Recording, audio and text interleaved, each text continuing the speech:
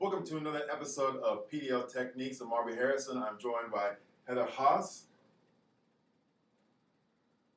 I think Heather lost her voice, but I think we have a tool that can help her get it back the same way we can help students get their voice back in the classroom, and it is called Flipgrid. So stay tuned for more information about how you can use this in your classroom on this week's PDL Techniques.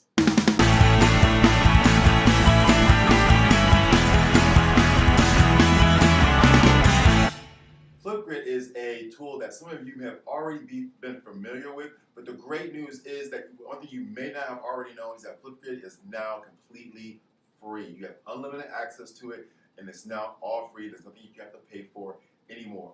What is really great about this particular tool that we really like is that you can let students express their thinking in a digital way.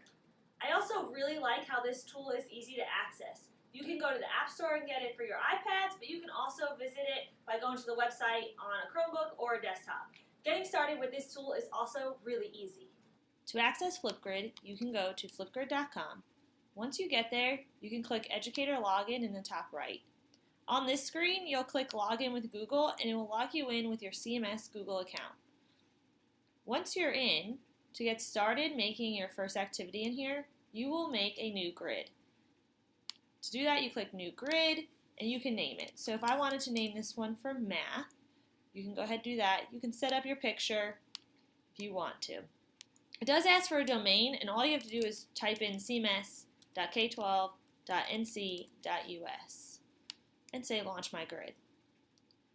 Now that you have a new grid, you can go ahead and start adding ideas to your grid for your students to use. The nice thing about grids is that you can add a co-pilot and add other teachers. So if you have a co-teacher, ESL, EC teacher, they can all get in here if you add their name in here. When using Flipgrid, the big key we want to help you guys remember is that you should be using your CMS Google account on the teacher side and the student side.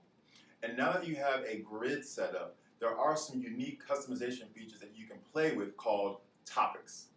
Once you have your grid set up, you can add a new topic. So this is my math grid, and I'm going to hit New Topic. When you create a new topic, you might say fractions is your topic. You can then decide a lot of options to make this more personalized for students. You can decide how long you want their responses to be, which is really nice so they don't ramble the whole time. You can also set what date you want it to pop up. Once you're in here, you can type in directions or a question you want them to answer. Is 1/2 bigger than 3/4? Maybe they have to answer that question for you. Other things that are nice in here, you can do video moderation where they can turn on or off. So before the video gets posted, you can approve it. You can also decide if it's active. Students can be in here working. Frozen, they can see the videos but can't record, or completely inactive. You can also set your launch dates to have it available from certain times. There are a ton of resources for each of your topics. You can add additional information, links, Google Docs, videos, emojis, all of that can go in here when you're setting up your first topic. You also have some fun options for your students. Do they get to decorate their selfie when they post their video? You can say no. They get stickers and drawings, stickers only. Video reactions, so that's their likes. You can turn them on or off. You can turn off replying to one another. They can add a title. All of these things you can personalize to meet the needs of your class. The last cool thing about setting up a topic is that you can have feedback, and you can do basic feedback, but you could also do custom feedback and add your own rubric. So based on their response, you can then have a rubric to give each student feedback. Once you set that all up, you can set up your topic, and it is ready to go, and you can share this with your students.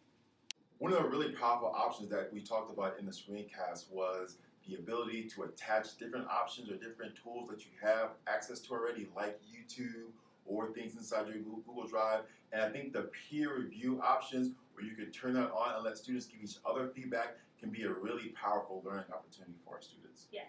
Just as easy it is for teachers to set up their account and get grids going, it's also just as simple for students to access your grids.